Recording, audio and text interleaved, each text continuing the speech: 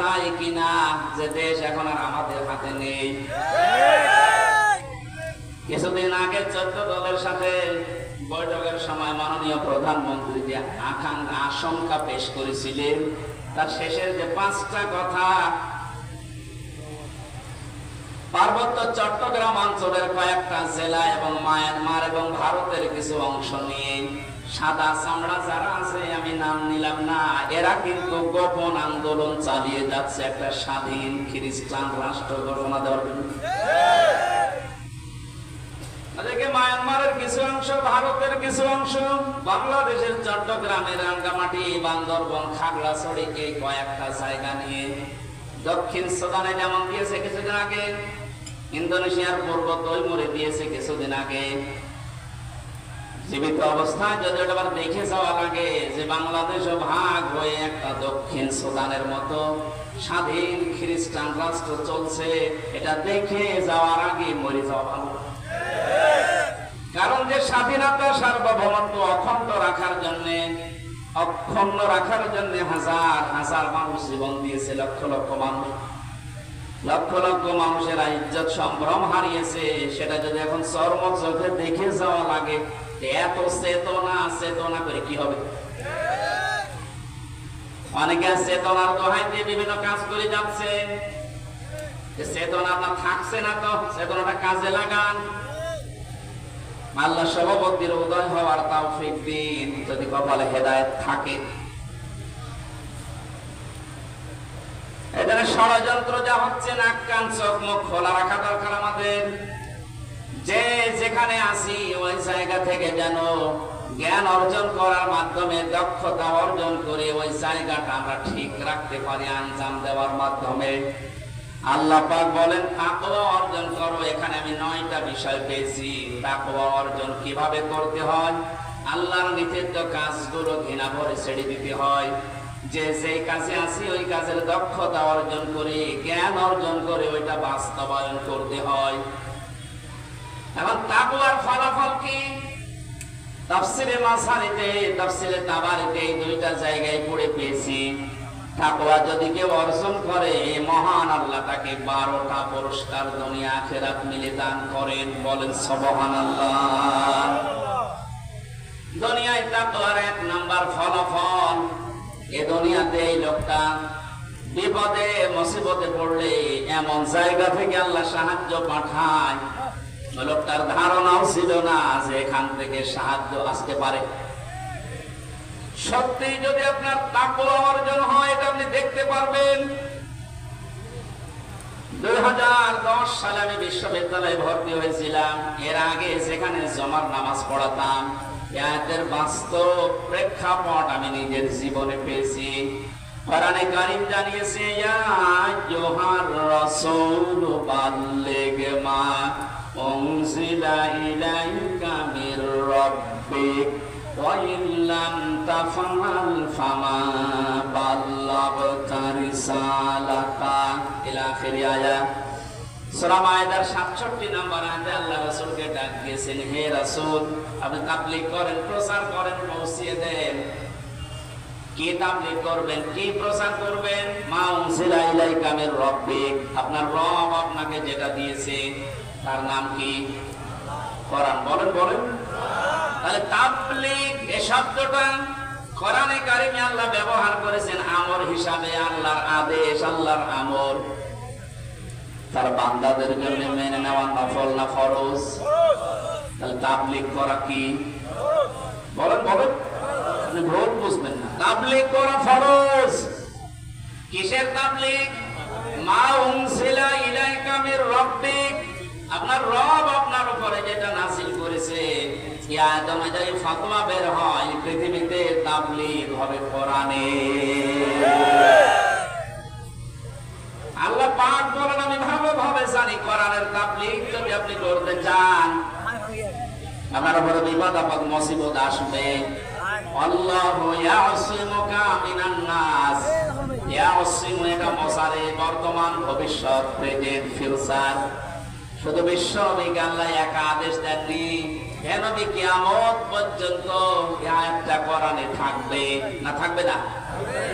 সত্যি যদি কোরআনে কারীম আমি আল্লাহর কালাম, এটা তাবলীগ করা ফরজ, এই বিশ্বাস নিয়ে মানুষ যদি তাবলীগ করতে চায়, প্রচার করতে শুরু করে, বিপদ আপদ মুসিবত আসবে, আমি আল্লাহ নিজে আপনাকে বাঁচাচ্ছি, তাদেরকেও বাঁচাবো। এদের উপরে পরিপূর্ণ বিশ্বাস নিয়ে যখন ওই ছোট বয়সে, কয় বছরের বয়স ছিল তখন, কেবল ইন্টার শেষ করে বিশ্ববিদ্যালয়ে গেছি, খুব বেশি হলো 19-20 বছর হবে। এই 20 বছর বয়স থেকে আমি দেখেছি কোরআনে কারীমের সঠিক তাবলীগ করার কারণে, যদি ওই সময় আমাকে পুলিশ ধরেছিল, হাজতে নিয়েছিল, জেলে গিয়েছিলাম, আল্লাহ এমন ভাবে বাঁচিয়েছে, আমারও বিশ্বাস হয়নি যে এভাবে বাঁচা যায়। এটা আল্লাহর কোরআনের উপরে বিশ্বাস অগাধ। ওই যে বলছিলাম, দুনিয়াতে যে যেই কাজে আছেন ওই বিষয়ের উপরে জ্ঞান অর্জন করে দক্ষতা নিয়ে এগিয়ে যাওয়ার সামনে এ তাকওয়া যদি তৈরি হয়, প্রথম আল্লাহ ফলাফল দেবেন।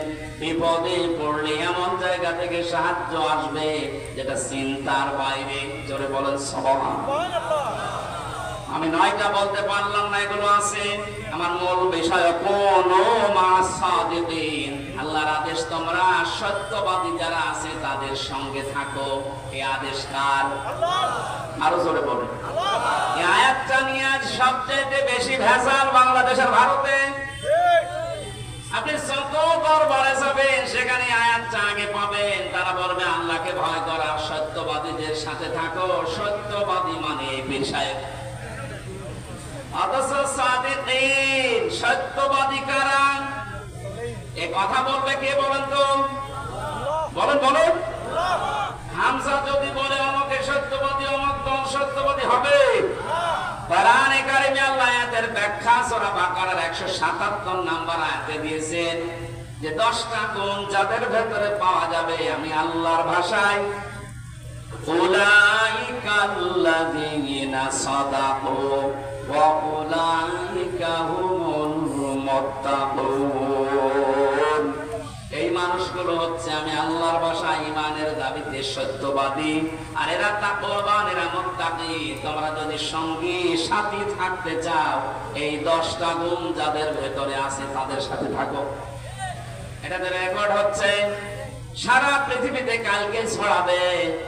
আমার সামনে এখন 750 কোটির উপরে বেশি মানুষ মনে করুন বসে আছে।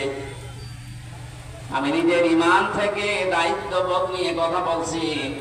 আল্লাহ যাদের সাথে থাকতে বলেছেন তাদের পরিচয় যদি এখন এই আয়াতের সাথে মিলে যায়, অবশ্যই যাদের সাথে থাকা আপনার জন্য ফরজ। কোরআনে কারীম আদেশ দিচ্ছে, এবার আপনি মিলান। লাইসাল বিররা আন তুওয়াল্লু ওয়াজুহাকুম কিবালাল মাশরিকি ওয়াল মাগরিবি ওয়ালাকিন্নাল বিররা মান আমানা বিল্লাহ।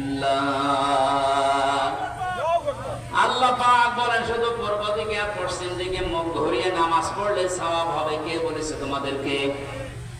শুধু মুখ ঘুরিয়ে নামাজ পড়লেই মনে করছো না আমার সওয়াব এত বেশি হয়ে গেছে, জান্নাত আমার জন্য যথেষ্ট? কখনো না। ওয়ালাকিন্নাল বিররা মান আমানা বিল্লাহ। আরে আসল নেকির কাজেই দুনিয়াতে আল্লাহর উপরে বিশ্বাস করা। তার উপরে আল্লাহর উপরে বিশ্বাস কি? এখন বলেন যে জন্মের পর থেকে যে শব্দ শুনছি আল্লাহর উপরে ঈমান আনা, বিশ্বাস করা। কোন মানুষ যদি রংপুরবাসী ভালো করে খেয়াল করেন, কোন মানুষ যদি বলে আল্লাহর উপরে আমি বিশ্বাস করেছি, তার ভেতরে কমপক্ষে 4টা জিনিস পাওয়া যাবে, মাস্ট বি। ওই যে ছোটবেলায় কায়দা পড়েছিলাম, মাওলানারা পড়িয়েছিল, আমানতু বিল্লাহি কামা হুয়া বিআসমাইহি ওয়া সিফাতিহি ওয়া ক্বাবিলতু জামিআ আহকামিহি ওয়া আরকানিহি। এখানে গুরুত্বপূর্ণ 4টা বিষয় আছে। আপনাকে বলা লাগবে যে আমি এমন আল্লাহর উপরে ঈমান এনেছি যার অস্তিত্ব আছে, যার নাম আছে, যার নামের গুণাগুণ আছে। শুধু নাম নিয়েই বসে নেই, প্রতিটি নামের কার্যকারিতা আছে।